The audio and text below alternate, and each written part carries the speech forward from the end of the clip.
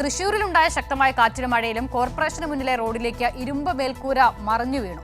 മഴയെ തുടർന്ന് തൃശൂർ മുനിസിപ്പൽ സ്റ്റാൻഡിന് മുന്നിൽ ഗതാഗതം സ്തംഭിച്ചു. മേൽക്കൂര മാറ്റാൻ ഫയർഫോഴ്സ് നടപടികൾ തുടങ്ങിയിട്ടുണ്ട്. ശരത് ഓങ്ങല്ലൂരുണ്ട് വിവരങ്ങൾ നൽകാൻ. ശരത്ത്, തൃശൂരിൽ എന്താണ് സാഹചര്യം?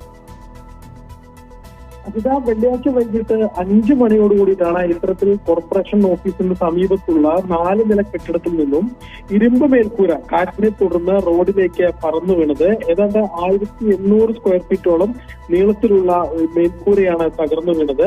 എന്നാൽ ഇതുമായി ബന്ധപ്പെട്ടുകൊണ്ട് ഒരു രീതിയിലുള്ള നാശനഷ്ടങ്ങളും സംഭവിച്ചിട്ടില്ല, അല്ലെങ്കിൽ ആളപായങ്ങളൊന്നും സംഭവിച്ചിട്ടില്ല. അത് പ്രധാനപ്പെട്ട കാരണം ഈ ഇരുമ്പ് മേൽക്കൂര വീഴുന്നതിന് ഏതാനും നിമിഷം മുമ്പ് കനത്ത മഴ പെയ്തതിനെ തുടർന്ന് ആളുകളെല്ലാം റോഡിൽ നിന്നും മാറിയത് കൊണ്ടാണ് വലിയൊരു ദുരന്തം ഒഴിവായത്. വലിയ ആൾത്തിരക്കുള്ള ഒരു പ്രദേശമാണ് തൃശൂർ നഗരത്തിലെ എംഒ റോഡ് എന്ന് പറയുന്നത്. എംഒ റോഡിലേക്കാണ് ഇത്തരത്തിൽ ഇരുമ്പ് മേൽക്കൂര തകർന്നു വീണത്. ഏതാണ്ട് 5 മണിയോട് കൂടിയിട്ടാണ് ഇത്തരത്തിൽ തകർന്നു വീഴുന്നത്. അതേ തുടർന്ന് ഫയർഫോഴ്സും കോർപ്പറേഷനിലെ ജീവനക്കാരും ഏതാണ്ട് 2 മണിക്കൂറോളം നേരം പണിപ്പെട്ടതിന്റെ അടിസ്ഥാനത്തിൽ ഈ ഗതാഗതം പുനഃസ്ഥാപിക്കാൻ സാധിച്ചിട്ടുണ്ട്. ഏറെ നേരം ഗതാഗതം അവിടെ നിരോധിച്ചിരിക്കുകയായിരുന്നു.